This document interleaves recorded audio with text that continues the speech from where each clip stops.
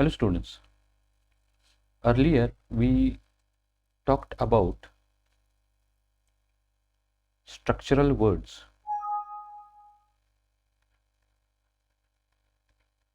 and I told you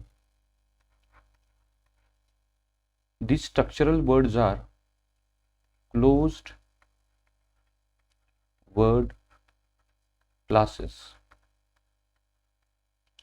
in which include determiner, pronoun, preposition, conjunction, operator verb, interjection, enumerator. So I told you the symbols that are used to represent them. Now, what are the features of this structural word? This is very important. The first thing is that these closed word classes are finite and non-extendable.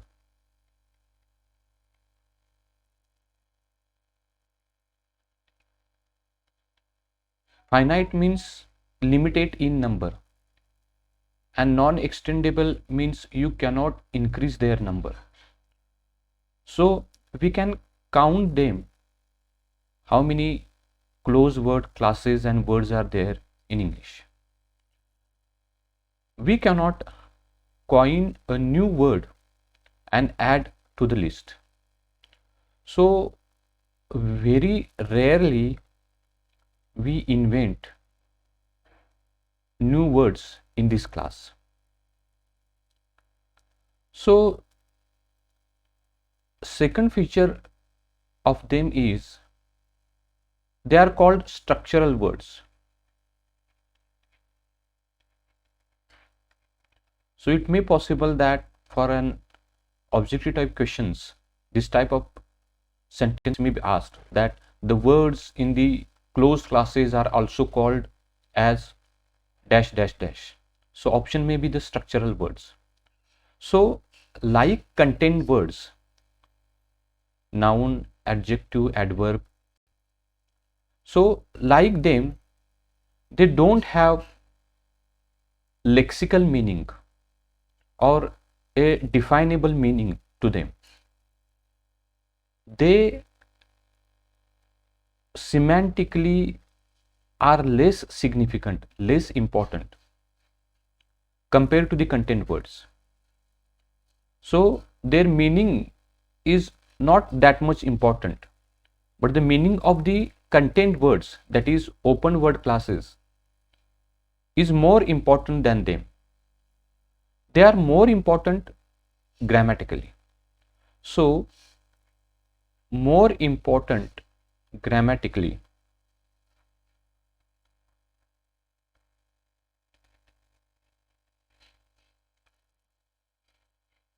And in this way, they help to build a structure of a sentence. Therefore, they are called structural words. Another important thing about these closed word classes is that they are uninflected.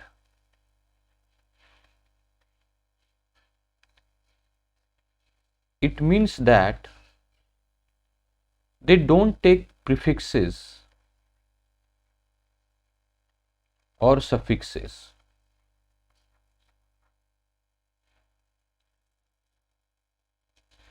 For example, you cannot add this preposition in with hood suffix in hood. So this never happens. So this is the feature that like open classes, their members, the members in the closed word classes are limited, and sometimes there are certain examples in which, for example, the word this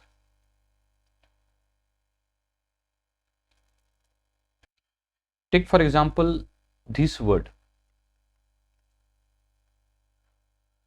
Now this word, that is the word this, can be either a determiner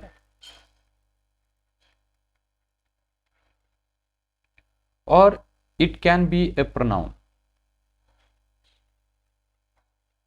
For example, I sold this book. Here you see that this works as determiner, and this is my book. Here it works as pronoun. So like open classes, they have members identical. The same members can be used in different categorization. So this can be a determinant or pronoun. So what we have to remember here is that two or three things, that the closed word classes, the words in it are structural words, they are finite and non-extendable, they are inflected. These are the some of the features that you have to remember. Now let's take one by one these classes. First, determiner.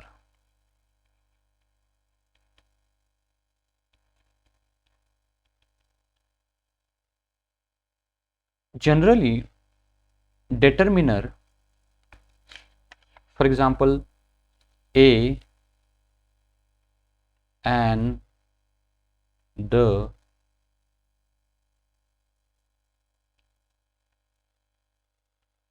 this, some, any, all, etc. So these are the generally used determiners. Now this category is functional. It means that the category is used to show the function of a particular word when it is used in a sentence. It is not stereotype category. Do you understand that already there is a category and you categorize other words into that particular category? The word and how it functions in a particular phrase or a sentence, that you have to consider. So determiners come at the beginning of a noun phrase. They introduce noun phrase and function as modifiers. They are sometimes obligatory, they must be used because they are the unavoidable part of grammatical. For example, I bought umbrella. Now you here understand that in this sentence there is a grammatical mistakes. So you have to say the right that I bought an umbrella. If you continue the same, talking about the same umbrella, you cannot say that umbrella is round. The correct is the umbrella is round.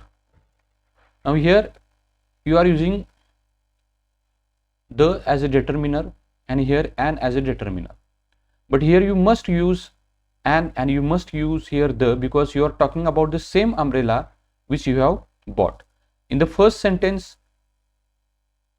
it is not familiar, but later it becomes definite and familiar, therefore you use the as a definite determiner for here. So they are sometimes obligatory, therefore obligatory means they must be used. They are necessarily grammatical parts of noun phrase in which there is generally head of an noun phrase is singular noun, count noun. Now let's understand it in more detail.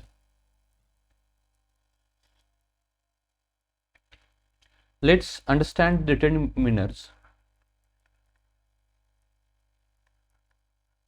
in more detail.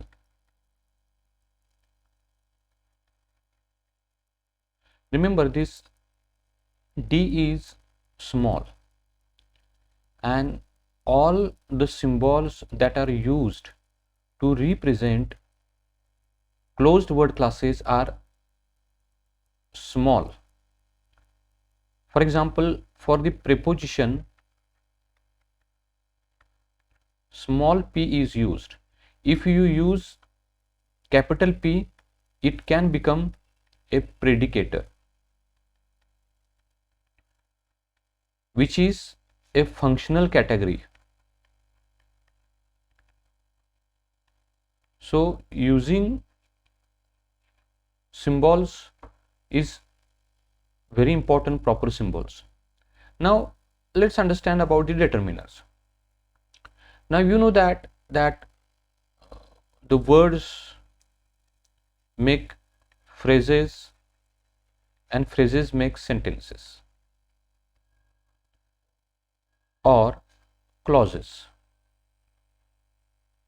and clauses make sentences.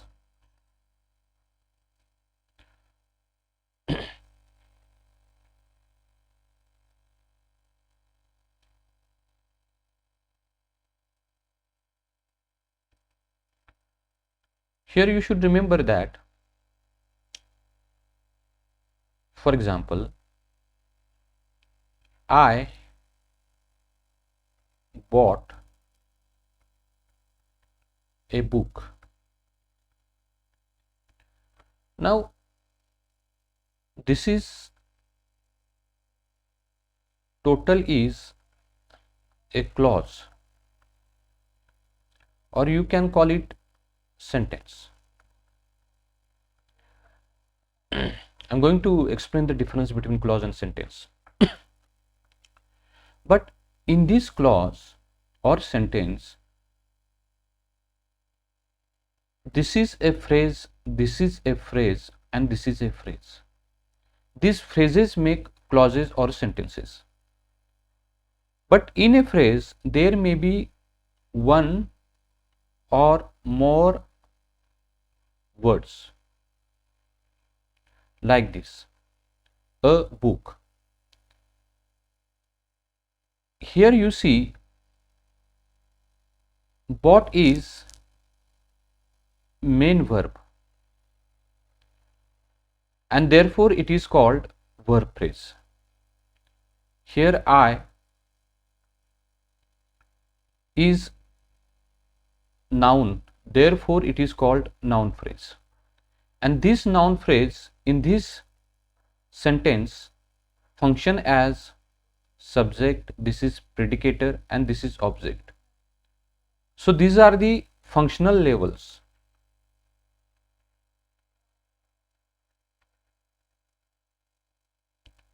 You understand? So when you discuss about determiner, here comes determiner, you have to find what function it does in noun phrase. So if you take this phrase, a book, to analyze it as a separately, here you see that this is a noun, and this noun is head of this noun phrase. You understand? Here it is determiner, and it functions as modifier. You understand? So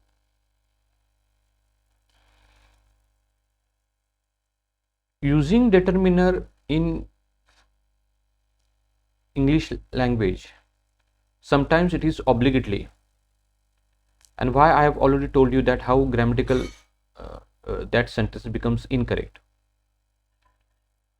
The articles a and the are the most common determiners, but there are many words that work as determiners. For example, this, that, these, those, all, some, any, no, every, each, either, neither, one, several. So it depends upon the word and how it functions in a particular phrase or in a clause. Okay.